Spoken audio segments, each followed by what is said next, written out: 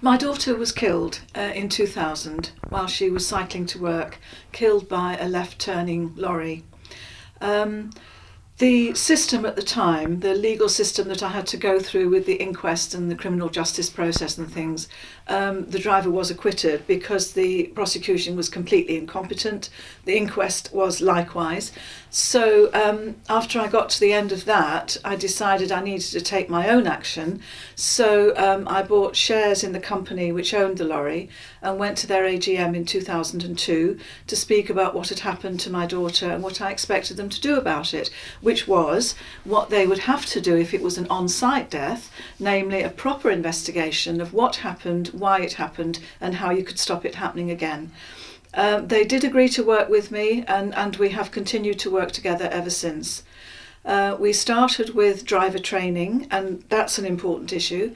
And then round about that time, I received a phone call from the Road Peace Office saying that the helpline had received a call from someone who'd been hit by a concrete mixer, and would I ring her back to see if there was anything I could do to help. I rang her back straight away. She was in Shropshire, and I assumed what had happened to her had happened in Shropshire. But in fact, as she told her story, the shivers ran down my spine.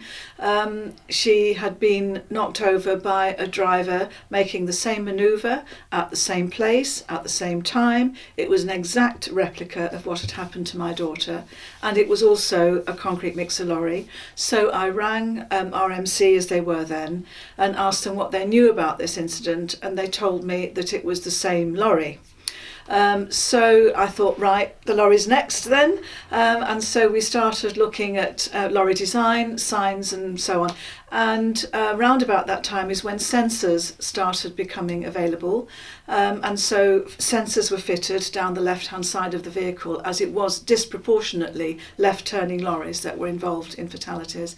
So we tried sensors down the left-hand side, and I wondered what the driver's response would be, and one day I was in one of their depots talking to one of their drivers, and he said that when all these gadgets and signs and things had been fitted to his lorry, he was initially quite annoyed, thinking, what's going on? I don't need all this, I'm a good driver, why are they doing this? He said, but then, shortly afterwards, he was driving through West London, it was a clear day, everything was fine, when all of a sudden the two vehicles in front of him were involved in a crash.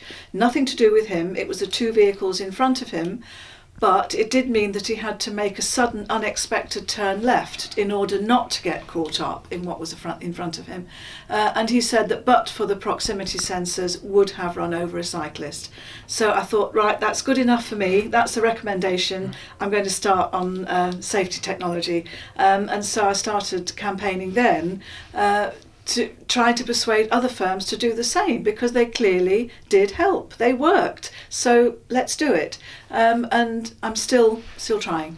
What sort of road work does Road Peace spend most of its time doing? I understand work with victims, is that right?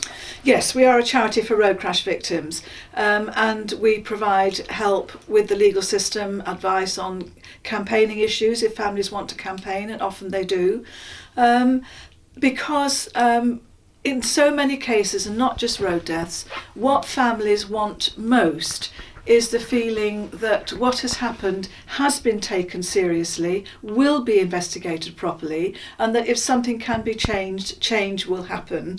And that is what we help with. So it's emotional and practical support, plus advice on if they want to campaign, the sorts of issues they can campaign on, and often they do.